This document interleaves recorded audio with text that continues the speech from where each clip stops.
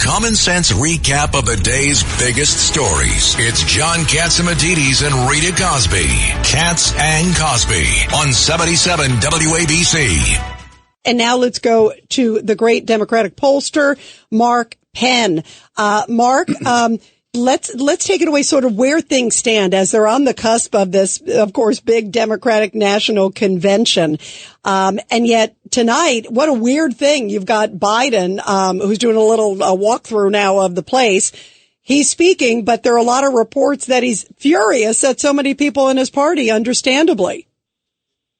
Well, yep. I mean, they put Biden as far removed from the Harris speech as they possibly could. I think the Democratic Party right now is united. Harris has basically had the impact of the Democratic convention. I think she's had 2 weeks of, all positive message and media thrown out there. So it's hard for me to see how the convention can do particularly more good than not. But you look at the polling and she's 1 or 2 points ahead now of Trump. And the question is, it's what I always call an as yet uninformed opinion. There have been no debates. Nobody knows what she stands on any of the issues. And they didn't like her as vice president. So it's a little strange that they love her as presidential candidate. How much do you think this is, everyone sort of uses, Mark, sort of the sugar high, if you will? I mean, obviously, she's sort of the new shiny object that came in. I can't believe it's been less than 30 days. And then now, of course, it's Democratic National Convention. The Republicans certainly got a big bump out of the RNC. Does the race really start in September, and especially debate time? Is that really the true test? Well, I think it's going to have to be. This is a very unusual situation in which the primary, there's no real record of her from the primary season in terms of what she thinks or mistakes she made or things she did well. And so I don't call it a sugar high. I do call it what I call it is this uninformed notion that the decisions, we saw in our own polls, her favorable rating went from 38%, which would be unelectable, to 47 or 48%. And now, on the basis of what? She didn't do anything.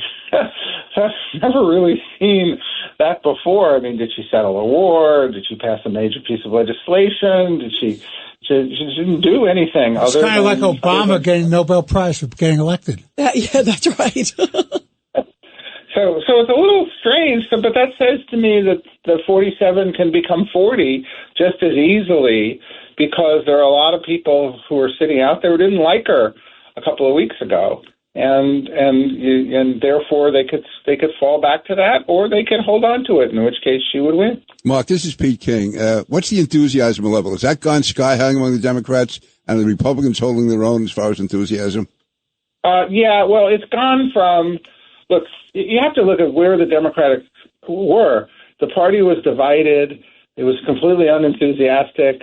Core elements of the Democratic Party were drifting off. So all of that, core elements have come back. Women, minorities, have come back and are enthusiastic, and the Democratic Party, has its core constituency back again, and otherwise was headed for what everybody saw was a disaster, which is why they made the switch. But I think now, when you look technically at the polls, the Democrats and Republicans now are equally enthusiastic, and that was a change from a distinct lack of Democratic enthusiasm. What do you think Trump needs to do? What would you advise him, real quick, Mark, to do? Well, it was an interesting question I asked, do you favor open borders? Everybody says no, 70%. Do you think Kamala Harris favors open borders? Everybody said yes. So there's a term I call salience. Right now, issue differences do not matter. What the Trump campaign has to do is say, sure, Harris, you want to talk about the future? All right, well, let's talk about the future. Another 11 million people across the border. How much does that cost taxpayers? $50 billion? All right, another $2 trillion, right, of government expenditure and inflation back at 9%. How is that going to cost? There's no connection now between what she thinks about the issues and how people are voting. And so it's up to the Trump campaign to make that connection and to make it salient. And what happens if you have a commander-in-chief who's inexperienced and doesn't have, the experience or the toughness to deal with the actors that have the world out of control? Well, that's when I did the 3 a.m. ad and brought that back up, and predecessors did the phone ad.